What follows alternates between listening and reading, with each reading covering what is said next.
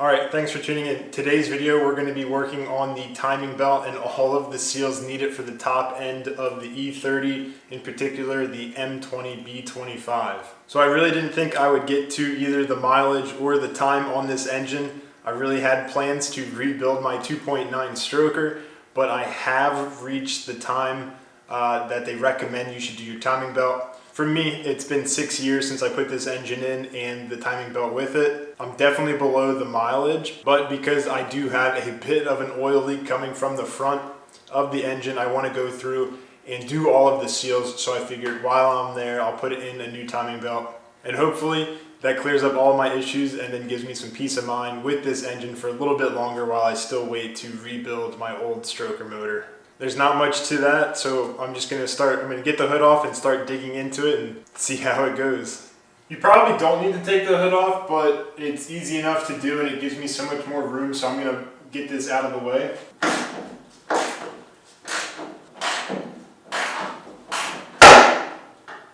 How do I break the third bolt I'm trying to take off?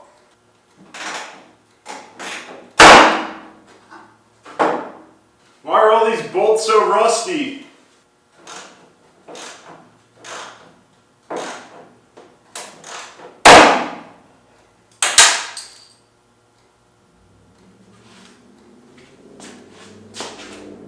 What am I doing?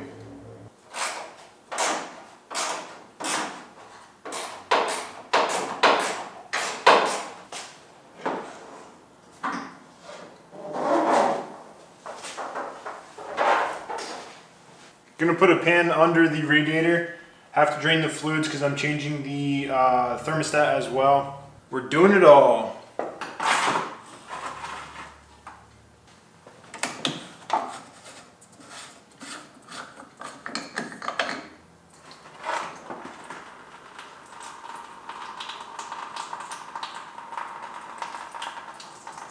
I'm just gonna let that drain for a little bit. While the last little bit of coolant drips out, I've changed my mind and I am going to just pull the radiator to give me a little bit more room up front. I'll have to pop off some of the hoses that connect to the radiator, as well as cut all of the zip ties I have holding it into place.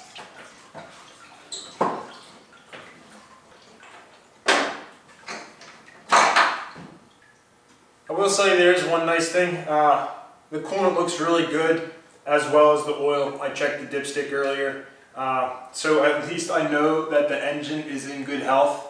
So there's at least one reassuring thing about this car.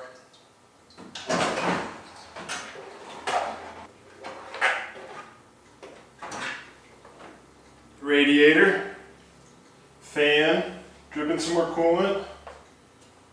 Alright, so I've popped off most of the coolant tubes that were hanging around.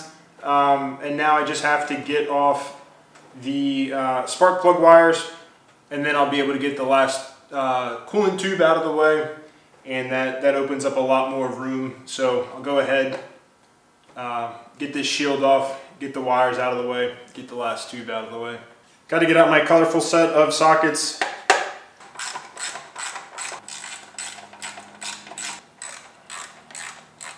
Distributor cap's off. Looks fairly well beat up. I have a new rotor too somewhere. I'll have to find that in my box of spare parts. Oh, more coolant. The amount of a mess I make, I don't know if I want a nice garage or like a nice shiny car. I feel like I just get it always dirty working on it. Keeping it clean is a skill I have not learned. Oh no, missed my bucket. Alright guys, just keep removing parts from this general area until you can't really make any more of a mess and you're almost ready to get to the timing belt. So I have to get my alternator belt off. I don't have any other accessory belts, no power steering, no AC. I loosened up, there's a bolt on the bottom, and then at the bracket, I loosened up the nut on the back of the tensioner bolt, so now I can scoot that in.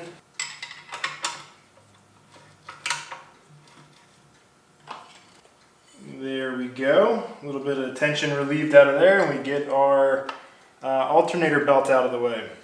13 millimeter nut is on the end of the alternator bracket, and then from there we have 2 bolts to work on at the top of this cover. They are different sizes. BMW is being tricky about that, so I have to pop those off before we can get this cover out of the way. And you probably guessed it, BMW's 2 favorite sizes. We got a 13 and a 10. I've yet to lose a 10 millimeter socket during this, but I'm sure it'll happen soon.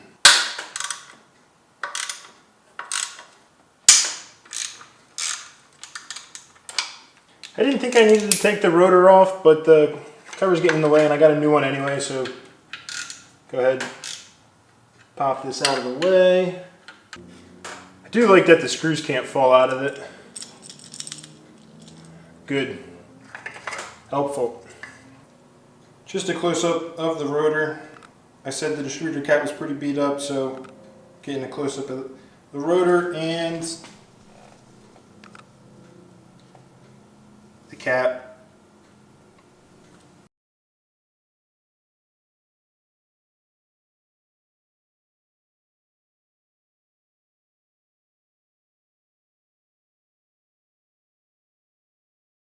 Okay, very important step here. You see this notch in, I guess, the head? We have to line up that notch down there with the white paint on it to the notch up here in the head by rotating the crankshaft bolt. Very important.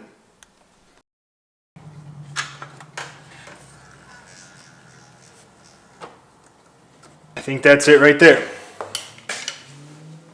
See that? They are lined up. Our engine is at top dead center. So on the pulley, that's where the crankshaft bolt is. There's 6 bolts in there that are kind of hard to see. But basically I have my 22 millimeter wrench on there so that I can hold the crank in position as I loosen up all of these bolts.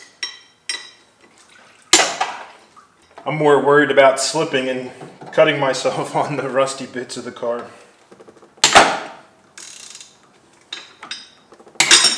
Oops. Dropped my socket into my Mountain Dew. 6 bolts on a pulley. Still need to get the bolts out of the water pump pulley. Probably should have did it with the water pump belt onto the alternator, but got my grips in here pinned up against the backside of the water pump hose outlet area thing, and it gives just enough pressure that I can break these bolts loose. Ta-da. Guys, be sure that the marking on this tooth piece down here matches up with the marking on your lower cover. It's hard to see, but it is in there. That marking needs to be aligned, and the one that we went over earlier up top. I'm happy where both the marks are. I have the car in gear. It just helps it keep a little bit tighter. And this piece should be able to wiggle out if I use both hands. It looks like there's a third mark with a little bit of white paint on it. There is a slight groove. It's just hard to see. And then there's a groove again in the lower timing cover. So we had 3 marks. They're all aligned. Hopefully they stay aligned while we have the belt off, and we'll be good to go. Before I pop the timing belt off, I loosened up this camshaft bolt holding the crankshaft in place so that none of the alignment was messed up. I do want to replace the camshaft seal. I'm not going to go into to get the crankshaft seal today, but I probably should. I have one of the seals, and it probably is a good while I'm here, but it takes a bit more work to get to than I'm willing to put in today. And while it's not messed up, I'm going to push it and hope that my oil leak's not coming from that spot. Hard to tell, everything's caked up down there. But yeah, we'll get this off, have that ready.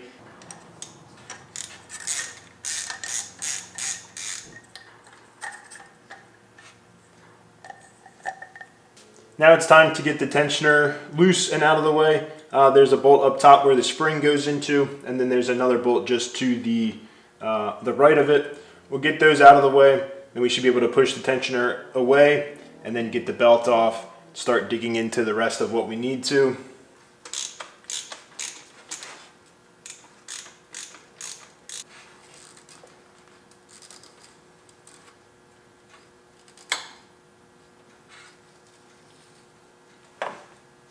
Save my spring because new kits don't come with the spare one.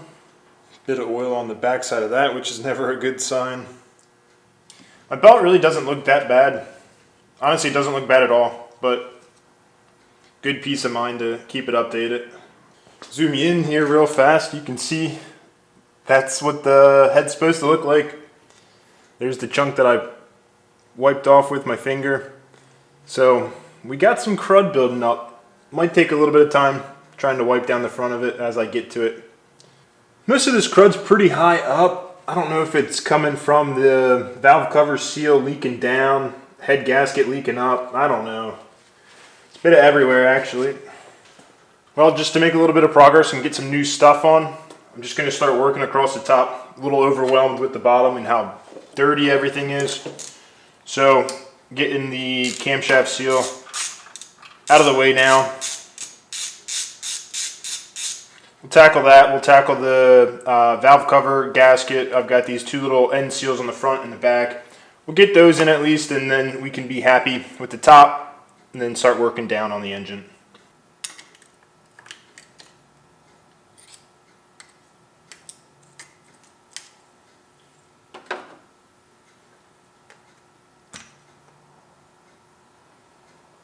New seal in, new O-ring. The O-ring doesn't come in the kit, so be sure to pick that up separately. Tried to clean everything up as best as I could.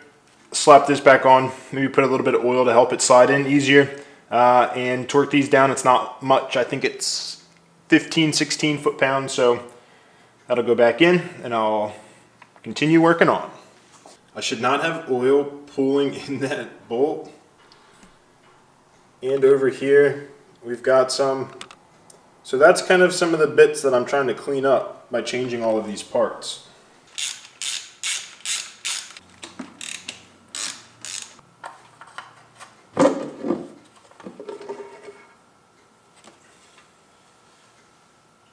Overall, it looks pretty good up here. You can see there's a bit of oil where this stud is, as well as this one.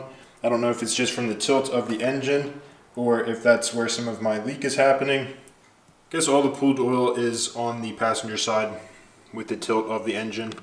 Hopefully it wasn't seeping all the way out and it's just pooling up now that the cover's off. But we'll get the new gasket in and tighten it back down after I also replace the little rubber stoppers on either side. Gonna see what I can do about cleaning this up a little bit. I think that looks a lot better. Still some spots left on it, but not bad. Got our new gasket in place. Valve covers cleaned up a little bit. Go ahead, get that on. I'm gonna have to take like monthly photos to track how fast it gets dirty again, but looking good for now. Don't mind the part of the plenum that's been scratched from the hood. We're working on the thermostat.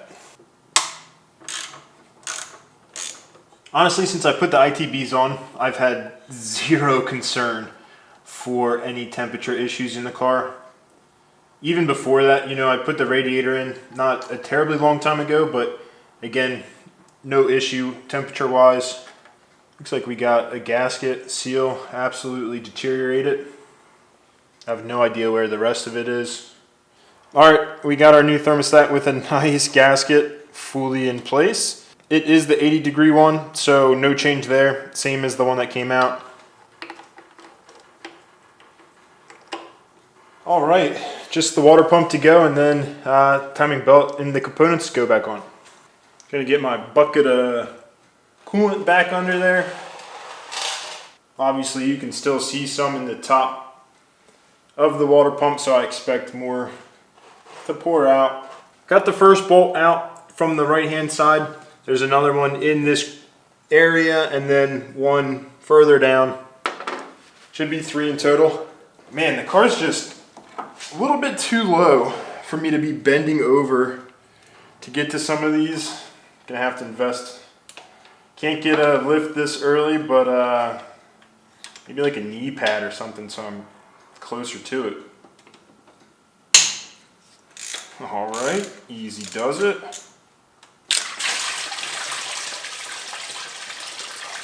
Yep, glad my bucket was there. There's gotta be a better way to do that because I just spilled all over the front of the engine. Had to have been another way to get all of that coolant out. But literally, this was the last thing there. All right, the pieces are coming together. New water pump, new thermostat housing, new camshaft seal, new valve cover, cleaned valve cover. Now it's just get this pulley back in, get the timing belt in, button it all up, make sure timing's right. This is the old water pump. We're gonna see if the noise picks it up. Pretty good decision to replace it.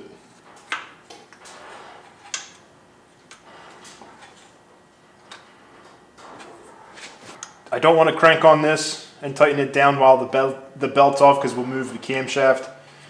So we'll just get it in there finger tight for now, get the belt set, and then we can remember to make sure we go back and tighten that down.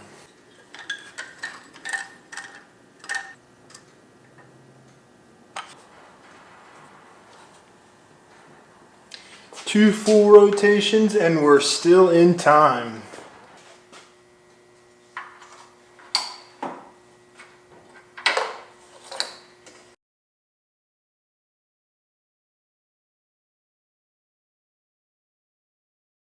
Well, there we have it. Everything is back together. I'll have to fill it up with some coolant, bleed it, make sure that there's no leaks, figure out my final solution for the hood, but looks like we're back together and ready to go.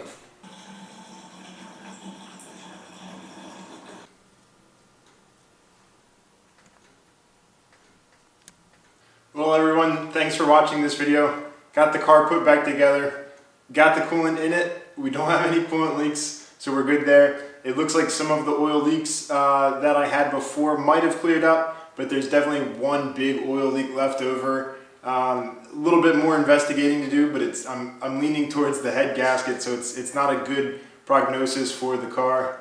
More than likely, I'll have to dig back into this engine and really figure out what's going on. So it looks like I have some more work ahead of me, and hopefully I can get a pretty quick turnaround, about a month until the next autocross event. It'll be pretty tight to get it ready in time, but I'll dig into it and see what I can get.